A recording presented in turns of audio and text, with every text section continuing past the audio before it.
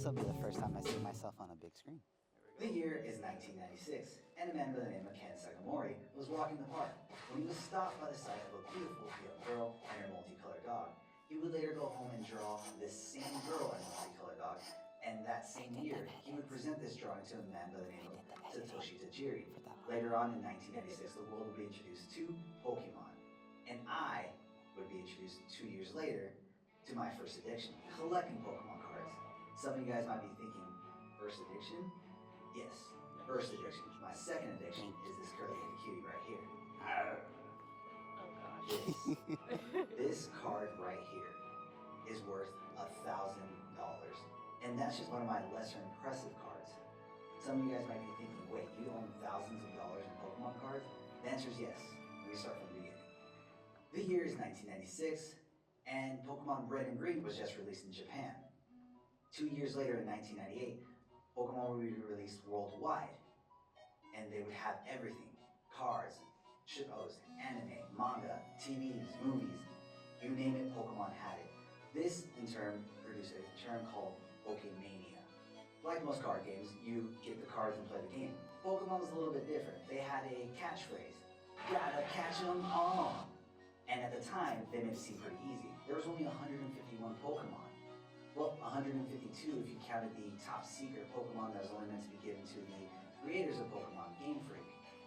So as the world goes through Pokemania, the Pokemon company decides that 151 isn't enough. So they slowly began to add and add and add Pokemon cards till the artists didn't know what to do anymore. They started designing cards and calling them Pokemon. So as a kid who grew up with the original 151 Pokemon, I never collected beyond the Pokemania timeline. Fast forward the years 2020, and thanks to Logan Paul and the Corona time epic, Pokemon cards skyrocketed to crazy new prices. There was entire countries that were out of Pokemon cards.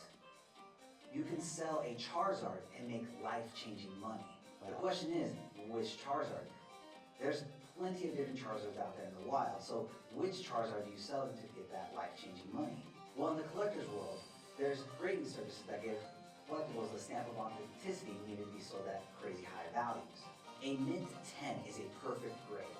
So that's step one, you need a mint 10 Charizard. Next, you need to know which edition do you have. Like I mentioned before, there's many editions out there. There's first edition, second edition, VMAX, GMAX, Tentacruel, Pikachu, Mikachu. There's so many, you get the picture. To keep things simple, you need a first edition mint 10 Charizard to make that life-changing money. So I started collecting again, not knowing all the aforementioned information, and I was spending money I didn't have trying to find $1 million cards. Eventually, things started getting really serious. At any given time, I'd have $200,000 to $500,000 worth of Pokemon cards in my house. Ultimately, I've been searching for a very elusive card, and recently finally had the opportunity to get it. Only catch was, I didn't have enough money or Pokemon cards to trade for it. So I devised a plan. I would acquire the Logan Paul NFT card, and either trade it back to him or another major player in the Pokemon scene. Once obtained, I would finally be able to trade for the rarest card in the game. Most collectors would assume it's the Pikachu Illustrator cards because of the rumors of how the cards got into circulation, but that's not true. Recently, the owner of the rarest cards lost a job with Wizards of the Coast. Oh, okay, so the owner of the rarest card lives in Japan, and recently had to sell his card to a shady figure in the collector's scene. This card is a one of one, meaning that it is the rarest card in the Pokemon universe. The card is so rare that it's rumored to have only seen sunlight 2 or 3 times in the past 24 years. The card is a drawing of the most beautiful girl in the world and her multicolored dog. This is the card that was used for the very first demo card in the Pokemon trading game. So I started with $1,500 and a non-graded Charizard. I was able to trade that for a PSA 10 graded Chansey. The poor guy didn't know what he had. It's a $25,000 card because the card was a misprint. After that, I traded and traded and traded, so I finally landed on an incredible opportunity. My inside guy let me know that there was an event being hosted, and I've been doing that for a while because it was invite only. So I waited for a while and finally was able to obtain my invite. Inside, you have a 50-50 chance of doubling your collector's worth in cash or walking out with absolutely nothing. You gambled in an all or nothing Pokemon cash. My dreams were becoming obtainable goals the deeper and deeper I got into this game. The mission objective was simple. I would take my rarest card, a PSA 9 rated Pikachu Illustrator, and 100,000 cash. No joke. And risk it all on an all or nothing Pokemon catch. So if you're not aware of how catching Pokemon works, Pokemon have a random catch value depending on which Pokeball you're using. Our Pokemon in question is going to be Snorlax, and using a Great Ball. This means I have a 7.909% chance of catching it within one Pokeball. So that means my odds were not great, but this was an opportunity I could not pass up.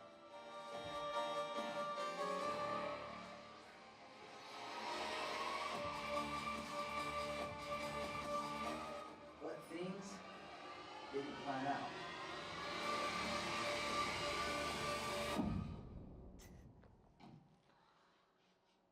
This was it. I've hit rock bottom. And I've lost everything I've been trying to achieve. And the single most important person in my life could potentially leave me forever because of this failure.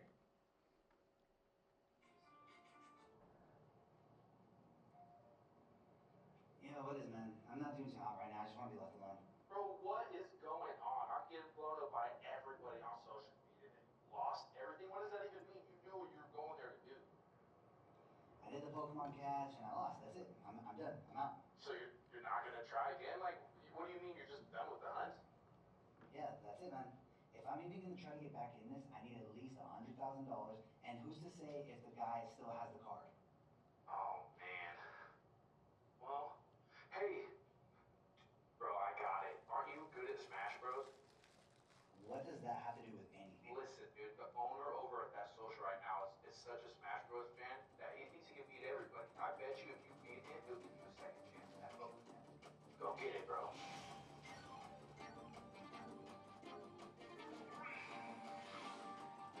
I'm crying.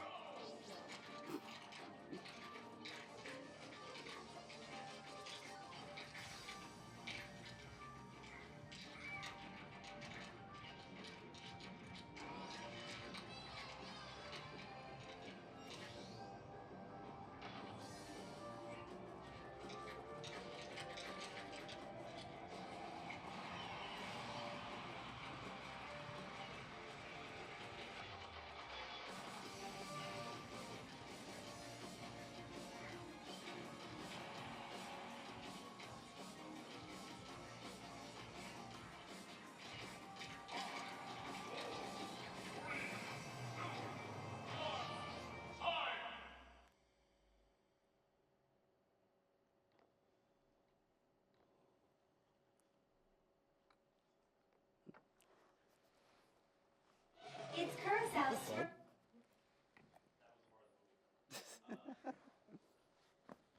Yeah, it was just kind of a quick.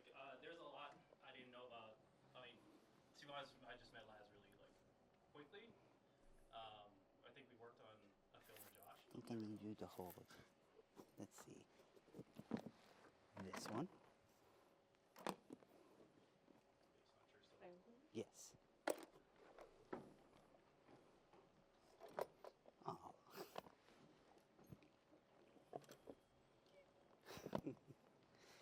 And I think I want to trade for this.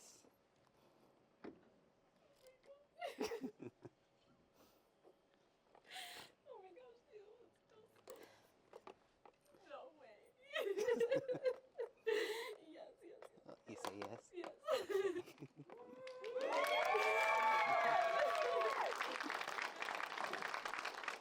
This is Manda. Say yes.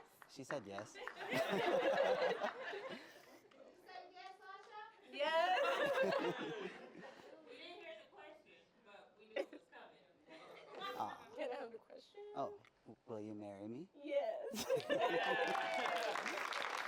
Oh my god.